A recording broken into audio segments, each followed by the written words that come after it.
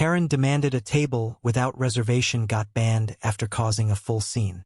The upscale bistro, La Petite Étoile, glowed under soft chandeliers, its air thick with the aroma of roasted garlic and fresh rosemary. It was a Saturday night, every table booked weeks in advance. Patrons laughed over clinking glasses, their voices a low hum of privilege and leisure.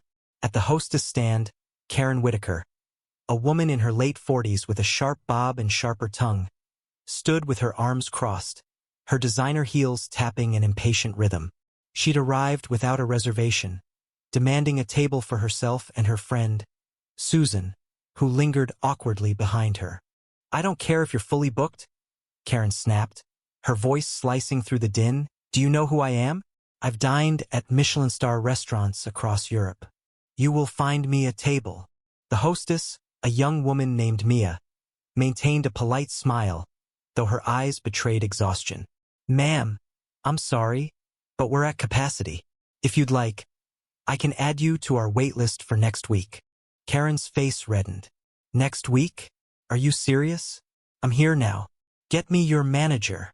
Her voice rose, drawing glances from nearby tables.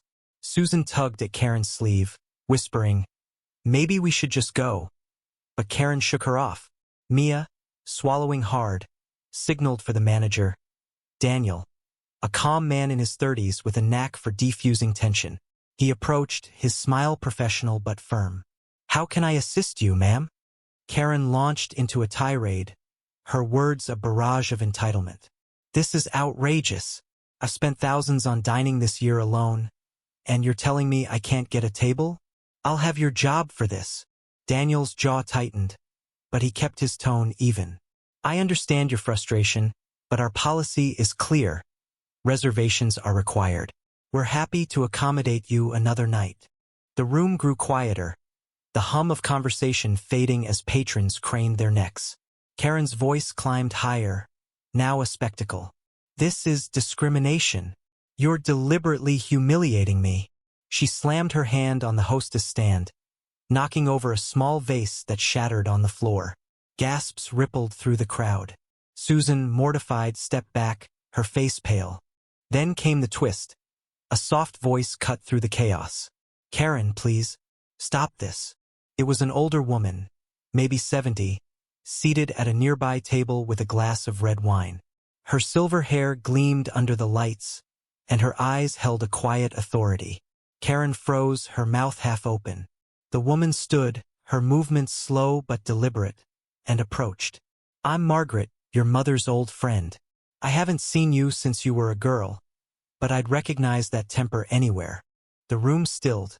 Karen's bravado faltered, her eyes darting as if searching for an escape. Margaret continued, her voice steady but laced with sorrow.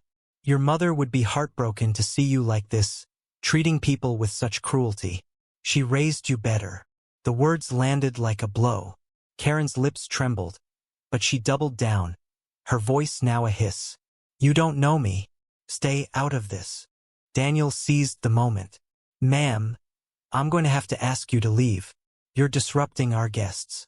Karen's eyes widened, but before she could retort, 2 security guards appeared, their presence quiet but unyielding.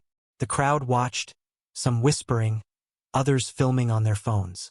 Karen grabbed her purse, her movements jerky, and stormed toward the exit, shouting, "You'll hear from my lawyer." Susan trailed behind, head down, mumbling apologies. But the story didn't end there. The next day, a video of Karen's outburst went viral on social media, shared by a patron who'd captured every moment. The comments were brutal, classic Karen behavior. She thought she owned the place. La Petite Étoile issued a statement, banning Karen indefinitely for her disruptive conduct. The internet rejoiced, but the victory felt hollow to those who'd witnessed it firsthand. Mia, the hostess, stayed late that night, sweeping up the broken vase. Daniel found her, offering a tired smile. "You okay?" he asked. She nodded, but her eyes were wet. "It's just, why do people think they can treat us like that?" Daniel sighed, placing a hand on her shoulder. "Some people think the world owes them, but you handled it like a pro." Margaret, The older woman lingered after her meal, leaving a generous tip and a note for Mia. "Keep your dignity. It's worth more than any table." Mia kept the note, tucking it into her pocket as a reminder on hard days. Karen, meanwhile, faced a different reckoning.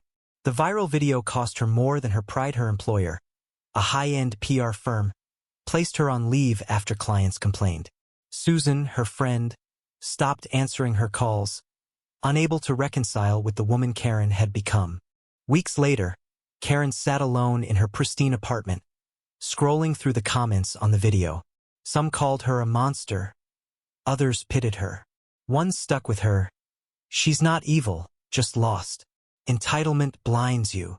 For the first time, Karen felt a pang of something unfamiliar: regret. She thought of Margaret's words, of her mother's gentle lessons about kindness. But the weight of her actions pressed down, unyielding. She demanded a table, but lost far more: respect, connection, and a piece of herself she might never reclaim. The story of Karen's meltdown spread, a cautionary tale whispered in dining rooms and shared online. La Petite Étoile thrived, its staff hailed as heroes for their grace under pressure. Yet the question, Minnesotan, the question: was Karen's outburst system outburst justified, or was the restaurant right to enforce its policy? Share your thoughts on entitlement, fairness, and public accountability.